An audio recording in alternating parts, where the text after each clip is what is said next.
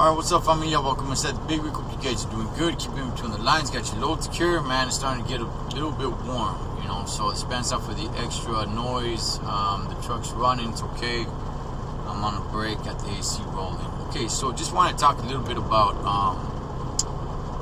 truck thieves, man. People that are just stealing trucks. It's nothing new. I've been hearing it a little bit more and more today. I don't want to say that it's more prevalent today. I'm just hearing more about it. You know, with social media out there and people making videos, and there just being so much that can be put on camera and stories that can be shared that easily. Like I said, I'm not sure if it's happening more today. It kind of seems that way just because I hear it more, but I'm not sure if it's really happening more, or you just, you know, it was harder to get stories across before, you know, back in the day. So, yeah, people are stealing trucks, man. And it's, like I said, it's nothing new. There's a few stories that come up to my mind with people stealing trucks. One is, I remember, and I saw the video on this too. I remember a company driver stopped, I believe it was at, I don't know if it was a regular gas station or if it was a fuel station for trucks. I want to say it was a fuel station for trucks. Not so much a truck stop, but just like a fuel station for trucks. I mean, you could count it as a truck stop, I guess, you know. But there are just like small fuel stations for trucks, and they have a little convenience store. You could go in there, you know, get your snacks, whatever it may be. But it's not really, you know, a truck stop. There might be an empty dirt lot across the streets, you know, something like that, where maybe, you know, 5, 6, 7, up to 10 trucks park, whatever it may be. But it's mainly just for fuel and to get a couple of your snacks. Well, this one driver decided to fuel up and decided to go inside after he was done fueling up and left the truck running. Okay, this is at nighttime. He left the truck running, and look, you know, people may say, like, you know, what a dumbass, dog. Like, why would anybody do that? Look, I'm gonna be real, man. Nobody really thinks you're gonna steal a big rig, okay? I get the mentality of like, hey, man, you never know. I get that. I do understand that, but I'm not really gonna, you know, come down on this vato, dog. He just left the truck running, and I'm gonna go inside and get the receipt, okay? Because that's what you do. You fuel up, you pull forward, and then you stop, and then you know, you go inside and pull and get the receipt for fueling up. The reason why you do that is so if there's a truck behind you, it can pull up and it can start fueling, okay? You're not taking up all the time. You're not taking up a space just by parking there. Let other truckers keep everything moving. You know what I mean? Keep it moving. Get out of the way. Go inside, get your receipt, let the other driver pull up and fuel up. It drives me nuts, dog, when drivers aren't doing this kind of stuff. And it's not, there's no manual, there's no rule book or anything like that. It's just kind of common trucker knowledge. That's what you do. Probably need more truckers throwing out some clutch out there, man, to fit this kind of stuff. But anyway, so he goes in, and as soon as you kind of see him walk away, okay, it's not clear footage. It doesn't have, you know, his whole body in there, but just kind of see him walk away. Within seconds, okay, of him going inside the store, you were able to see just kind of like the tail end of the trailer, maybe about at the last 30% of the tail end of the trailer. Within seconds of him walking in, you just see the trailer just move out of the picture, and it was gone. It was gone. Okay, they were able to find the truck later on, you know, all tore up. Yes, there's GPS and everything put in the dashboards. That is not that big of an issue to just, you know, if you're gonna tear the truck up, man, it's not that big to just tear off the dashboard and rip that stuff apart. Even just cutting a couple of wires, if you know what you're doing and what you know, if you know what you're looking for. So you can go ahead and do that and buy yourself some time. But they went ahead and found this truck afterwards. I don't think the guy ever got caught. The truck was a mess. You know, all kinds of parts were gone. All right. There was a time when I first started trucking. I had my own truck, and it was pretty common, especially in that type of that type of trucking, which was basically construction. I was hauling bottom dumps, and in that line of trucking, man, you know, you have some pretty beat up trucks, especially back in those days. Here in California, you know, the rules weren't what they are today. Today, you're going to have a more updated truck to keep up with the times. But back then, you know, I've already said it. I had a 1981 cab over 2-stroke international truck. No power steering, no AC, no anything like that, man. It was just... oh, man, during the summer, you just bake in there, Holmes, right? So anyway, it was pretty common for guys to take parts from other trucks. All right, it was the best way I could kind of put it out there. It was kind of like the low budget of trucking.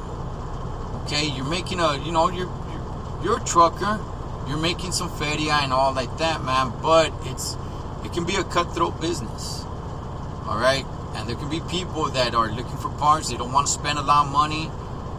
Because it costs, man. It costs, you know, just simple truck parts that you think are simple truck parts, they can run you quite a few $100, man. They could run you, you know, quite a few G's, homie. All right, so you gotta be careful where you park your truck. You know, if you just park it out on the street, or you gotta be careful, man. Well, anyway, my point is, I had showed up one weekend to lube the truck, right? You would go and for those that know what I'm talking about, you would grease up the truck, certain parts, you know, all over the truck, man. You just find these little nipples right there, and you just put your grease gun and just grease it up, right? Well, as I rolled up, there was these two dudes in a pickup truck, and one guy was really walking around my truck and checking things out. And I started thinking, like, hey, does he work here in the yard? Is this guy, you know, does he work in the yard? Because I was parking my truck in the yard for the puller that I was pulling for the trailers. And he was just kind of looking around, and then I noticed him, and I said, yeah, I know this dude. I don't not know him like that, but this guy, I've seen him. He's another driver. He's a trucker. He has his own truck as well. And he's walking around my truck, man, just really scoping things out, looking under the truck. So I roll up, and I get out the truck, and I'm like, hey, what's up, man? Like, you know, what are you looking for? This is all in Spanish, because a lot of those drivers, you know, they're just, they're paisas, and they just spoke Spanish. Hey, homie, I'm just telling it like it is, all right? And basically, he just looked at the truck. He's all like, oh, is this your truck? And I said, yeah, this is my truck. He's all like, oh, man, you know, yeah, you know what? I thought it was somebody else's truck, man. No, I thought this was my buddy's truck. And then he points at the guy in the truck. The guy in the truck is looking like, oh, damn, you know what? Like, we just got caught, man. And he's just kind of like, oh, like, what's up, man? Like, hey, let's get in the truck and let's roll, man. Like, this ain't going to happen. You know, he tried to play it off pretty good. You could tell he's a little bit nervous. His voice was a little choppy. And I was just like, yeah, all right. You know, whatever, man. Cool. I started thinking, you know, like, all right, should I make a big deal about this? He never touched my truck, right? So, I mean, what was I really going to do, dog? I mean, if we were going to get physical, you know, he could have called the Judas, man. Judas would roll up. It's like, okay, well, what's he doing? What am I going to say? He was looking at the truck. You know, and at this time, well, I don't want to get into all that. But, so I was just like, all right, cool. And I remember I told somebody, I think his name was Cuervo. Cuervo, I think was his name. I think that was his name. He was like the head guy that worked in the mechanic shop at the time. I don't know if he's still there or not, but I went ahead and told him, like, hey, man, you know what? This dude was over here just looking around, dog, and I think he was checking out some other trucks, too. And he's all like, oh, okay, you know, I'll keep a better eye out. But, you know, it's like, what was I going to do, homie? You can't, you're better off parking the truck there than parking it out on the street where you can't see it, or at least somebody doesn't know who it is. But I kind of pointed out, like, see that truck? Okay, that is my truck. Okay, that is my truck. It was always, after that, I always kind of made it a point that everybody needed to know what my truck was. Like, I'm the one with the white Chato. I'm the one with the International. That is my truck. Like, put these two together. Okay, so in case anybody sees somebody else around my truck, you know who that truck belongs to. So, luckily, none of that stuff ever happened to me personally. However, I will say this, and this doesn't really pertain to like stealing a truck, because a lot of times they're just looking for parts. Sometimes they are looking to steal a truck so they can go and get some cargo. All right, so they can go get a trailer that's loaded with all the goods that they're looking for. All right, but just to all the troqueros out there, man, just, you know, be vigilant about that, man. Even company drivers, man, because it's sad that dude got fired. You know, he got fired for that. And like I said, I know a lot of people are going to say, like, órale, dog, well, that vato was stupid.